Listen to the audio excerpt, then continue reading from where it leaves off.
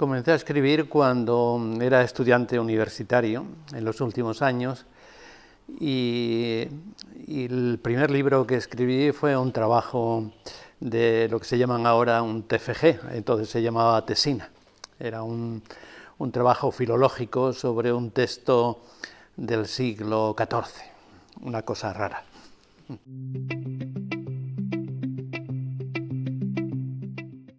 Pues creo que escribí sin ninguna pretensión, es decir, que me salía esto de manera natural. No es que yo escriba de manera natural, no, pero digamos que mis escritos al principio eran sobre todo escritos de estudio, es decir, trabajos de investigación de diferente tipo, y luego, con el paso del tiempo, pues este enfoque ha ido cambiando a otro tipo de escritos más creativos.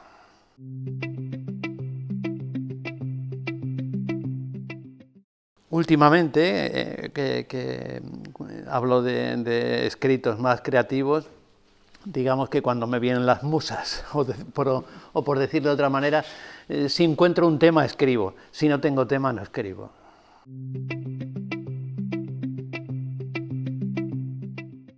Mi primer libro lo edité en el año 1970 más o menos, sí, o 72, y fue, como digo, un trabajo de investigación de mi tesina.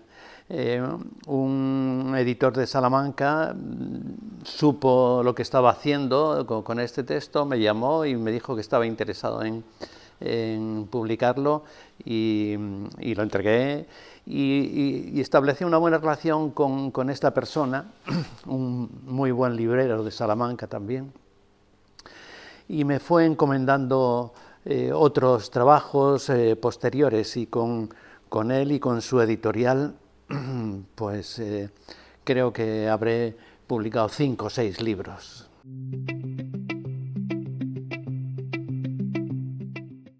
Bueno, cuando se aborda un trabajo, esto me pasa a mí e imagino que a la mayoría de la gente, pues lo primero es tener en la cabeza lo que se quiere hacer, más o menos, la idea, el tema, por decirlo así. Y cuando surge el tema, pues uno va construyendo digamos, el edificio, el esqueleto de lo que piensa hacer. Y se empieza a recoger la documentación sobre ello, pero luego generalmente nunca sale como se había pensado al principio, es decir, que uno empieza a trabajar, empieza a escribir, y a medida que va indagando, que va escudriñando, desenvolviéndose en el mundo nuevo que está descubriendo, pues se abren puertas, ventanas, y entonces uno tiene que decidir por dónde tirar, y pocas veces, un trabajo que se pensó de una manera termina así, sino que el trabajo te lleva, no llevas tú al trabajo, el trabajo te lleva a ti hacia donde esté lo más interesante, quizá.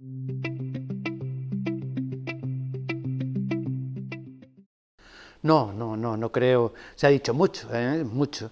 Me parece que la desbandada fue una tragedia silenciada y callada durante mucho tiempo, pero a partir de 2004, que fue cuando yo saqué a la luz todos estos sucesos, pues se ha recuperado grandemente. Creo que no hay ningún hecho de la guerra civil que se haya recuperado de una manera tan profunda y tan vital. Digo profunda porque se han escrito muchos libros, quizá una veintena de libros ya desde entonces hasta ahora. Ha habido conferencias, documentales. No creo que haya de ningún hecho de la guerra tantos documentales sobre la desbandada.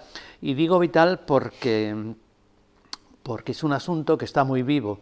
porque se hacen cosas nuevas cada año, porque no es un asunto solamente del pasado, sino que es algo del presente, porque hay una marcha senderista que cada año recorre los 200 kilómetros y va llena de vida y de colorido, porque es un tema de alcance internacional. Cuando digo internacional, quiero decir que afecta o interesa a personas fuera de España, en China, en Canadá, en Francia, concretamente últimamente me han llamado recientemente para tratar de este asunto. Es un asunto muy vivo y que mira al pasado, naturalmente, pero también mira al presente y al futuro.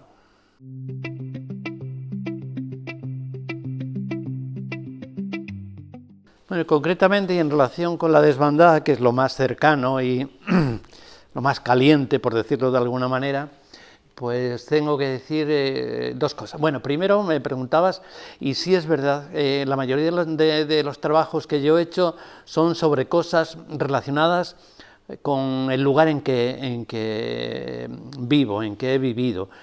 Yo antes estudié en Salamanca, vivía en Salamanca y estudiaba cosas más o menos relacionadas con Salamanca, que era más conmigo, naturalmente. Luego vine a Málaga y ya casi dejé aquello y me dediqué más a cosas, a cosas naturalmente de Málaga. En lo que se refiere, por ejemplo, a un asunto histórico y cercano como la desbandada,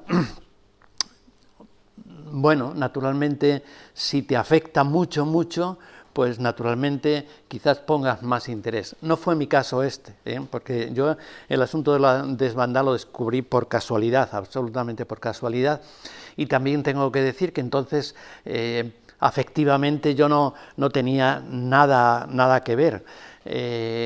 Yo no nací en Málaga, yo soy inmigrante, yo he venido aquí a Málaga y luego, por otra parte, bueno, pues yo tengo mis ideas, pero yo pertenezco a una familia, o nací en una familia, por decirlo de alguna manera, tradicional, de derechas, muy religiosa.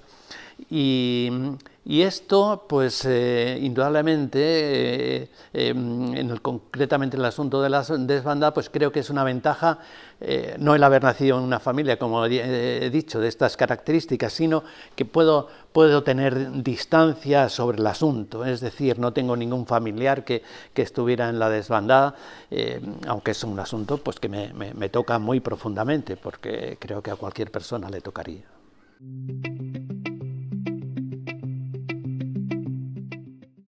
Pues yo creo que sí, dependiendo de los temas, claro, ¿no? Concretamente el asunto de la desbandada, yo creo que es un tema tan trágico, tan tremendo, de tan gran dimensión y tan recuperado, como he dicho antes, y que despierta tanto interés, creo que esto tiene su fundamento en la existencia de unas imágenes, de unas fotografías, que fueron las que yo encontré, que han permitido la recuperación de esta historia. Sin esas fotografías, la recuperación que se ha hecho de la desbandada pues hubiera sido una recuperación mucho más académica, mucho más de investigador, mucho más de libro, mientras que las imágenes pues, nos ponen delante de los ojos aquella tragedia y permiten todo ello. Es importante, sin duda, que las instituciones ayuden, especialmente, sobre todo, a las víctimas, que ya quedan muy pocas, pero sí a los familiares de las víctimas, en la recuperación, sobre todo en el asunto de las fosas. Esto me parece verdaderamente necesario y tal vez esto pueda saldar heridas y saldar problemas, pero es difícil lo de la concordia, no me parece tan fácil.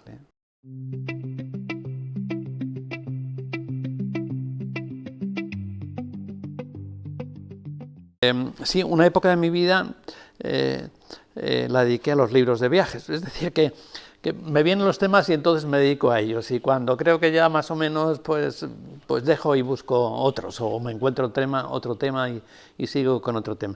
Y un tiempo sí, lo dediqué a la imagen que que tenemos en los viajeros, o que los viajeros tienen de nosotros, por decirlo de alguna manera. Y especialmente en esto me dediqué a los viajes por Málaga. Sobre este tema fue mi tesis doctoral, está dedicado a este tema. Y bueno, el asunto de Málaga y el turismo es muy curioso, porque los viajes por España, la eclosión de los viajes y el boom de los viajes por España, esto ocurre en el siglo XIX con el romanticismo, que todos los europeos ven España el país romántico por excelencia, y vienen en bandadas pues a conocer Sevilla y a conocer Granada y la Mezquita en Córdoba. Y Málaga pues no tiene nada, pero Málaga es el Finisterre romántico. Es que, bueno, ¿cómo llegar a Granada y no acercarse al mar y al sol y al sur? Y entonces vienen los viajeros y no encuentran nada en Málaga, pero se sienten muy a gusto en Málaga, y entonces pues pasan unos días y luego pasan algunos más y algunos se quedan, ¿no? Y esto no ocurre con el resto de las ciudades andaluzas o españolas, en general, porque en la mayoría de los sitios, en Granada, en Sevilla, en Córdoba, llegan, pero van de paso, ¿no? Y en Málaga empiezan a quedarse, entonces, a lo largo del siglo XIX.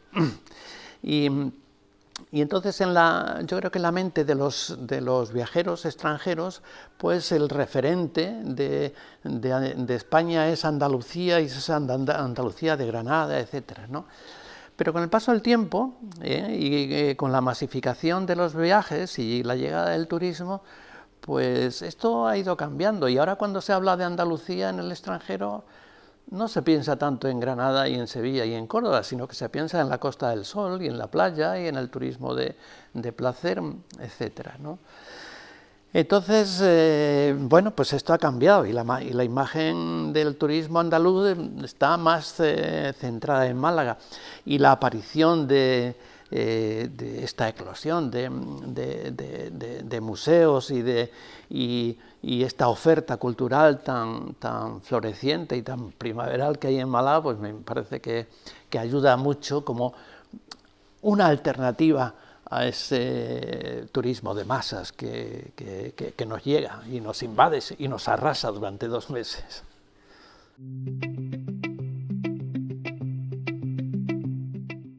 Pues sí, bueno, hay algún libro habrá aquí, porque hay libros de viajes propios, pero hay un libro al que yo le tengo mucho aprecio, que se llama...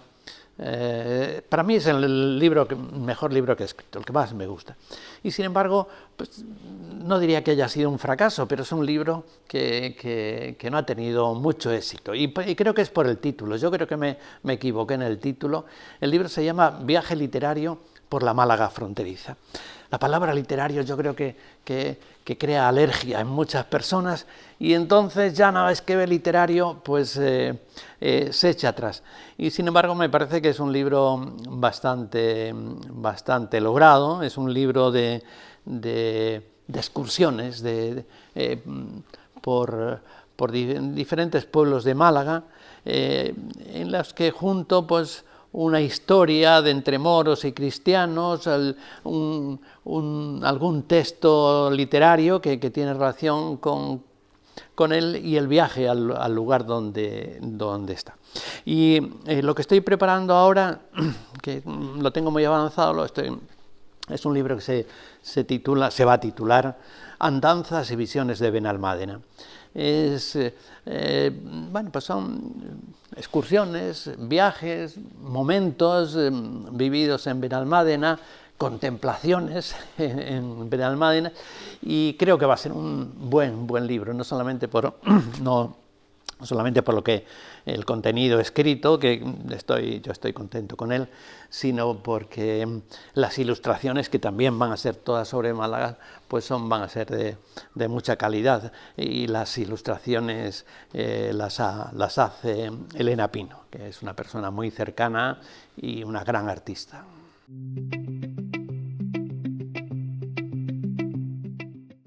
No, narrativa no he escrito ni tengo intención.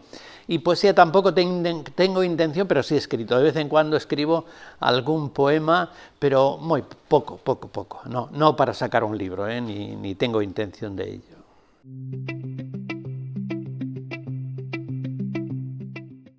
Pues sí. Bueno, más que mis obras, mis escritos. Quiero decir que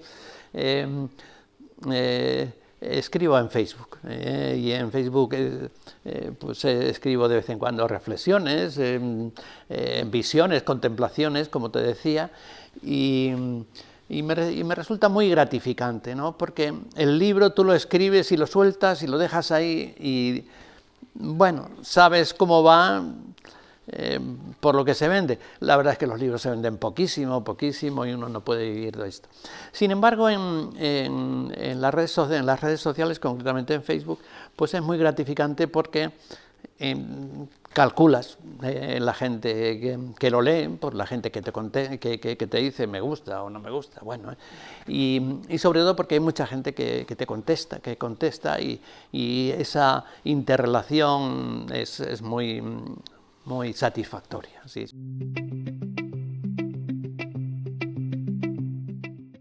Bueno, yo mis primeros libros fueron tebeos, el Capitán Trueno y el Jabato y Roberto Alcázar, y por eso que yo me dedico a la enseñanza, siempre fui defensor de que desde pequeño se leyera lo que fuera. No tenía que ser un buen libro, buenos libros o clásicos, obras maestras, no, lo que fuera.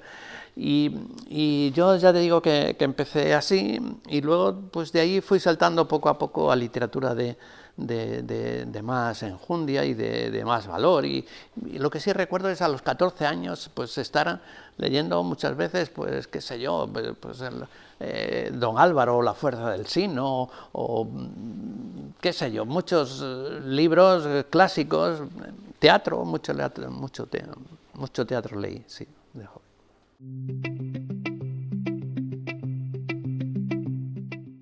Pues ahora actualmente leo poco, quiero decir, libros de creación, pues leo poco, porque me dedico a escribir, y más que a escribir libros, me dedico a escribir informes,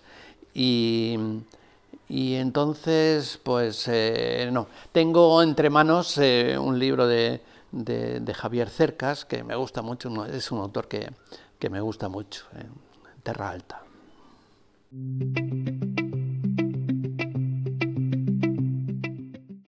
Entrañable, vital, continua, sistemática, familiar.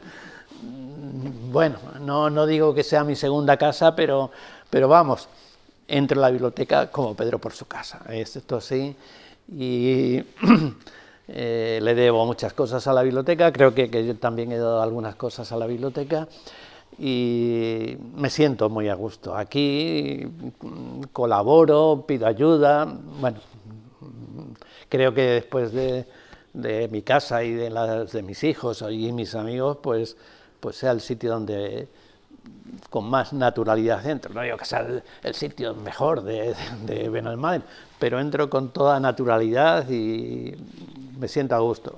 Hay un gran equipo de gente aquí trabajando en la biblioteca, y luego es una biblioteca espléndida, bien orientada, sin ruidos. Bueno, los que me gusta mucho la biblioteca de aquí.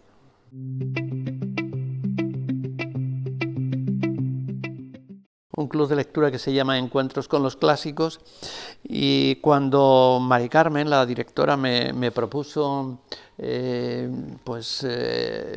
emprender una aventura con un club de lectura, yo le dije que sí, pero le dije que que me gustaría que fuera de libros clásicos.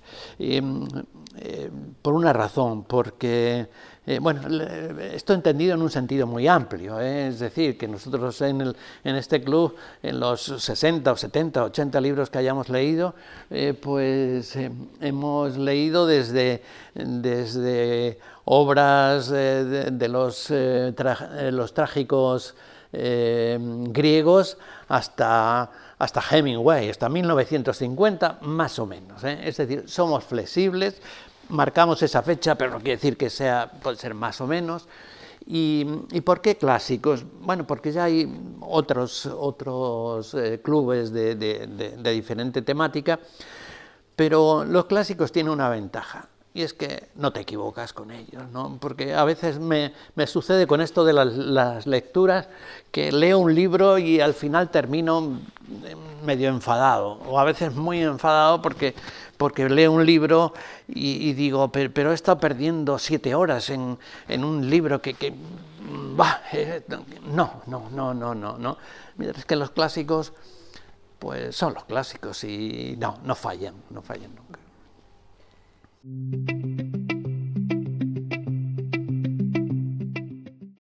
No, pues de libro propio, sin duda, del que acabo de hablar antes y el que va a venir. No estoy haciendo propaganda, de verdad, no es propaganda, pero el libro del porvenir, como digo, es un libro de artículos, no es un libro que siga una línea, sino que, como digo, son flashes diferentes de Benalmádena y alrededores de Benalmádena, y son cosas que he ido publicando en